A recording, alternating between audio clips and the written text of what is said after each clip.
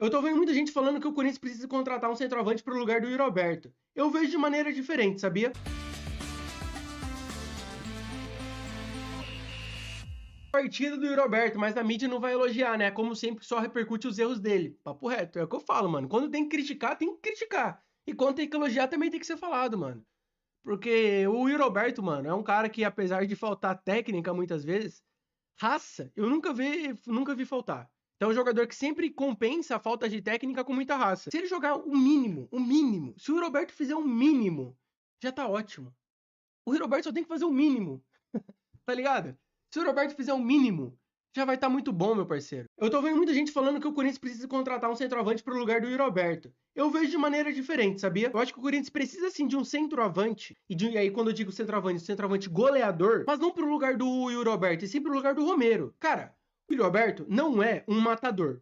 Não é. E aí o que acontece? Se a gente encontra um matador, um centroavante, fazedor de gols mesmo, a gente joga com o Yuri Alberto. Ou seja, a gente faria uma dupla de ataque nesse esquema que o Ramon Dias está usando hoje, com o Yuri Alberto com mais liberdade de movimentação, jogando como se fosse um segundo atacante.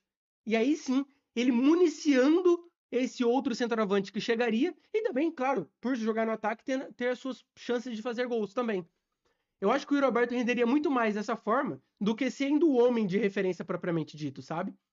Por exemplo, o Yuri Alberto faria a função que o Romero está fazendo hoje para a chegada de um outro atacante que faria a função do que o Yuri Alberto faz hoje.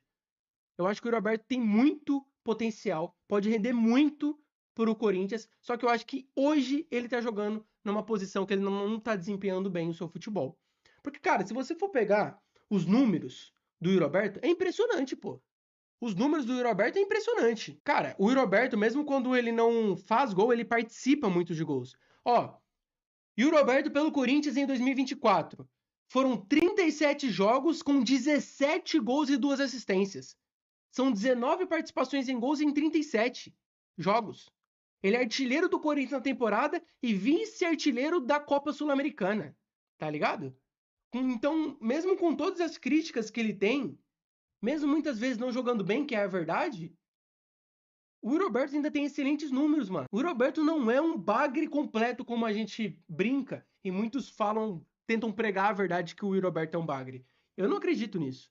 Eu só acho que o Roberto talvez, né, poderia render mais se ele jogasse em uma posição diferente, como segundo atacante, por exemplo.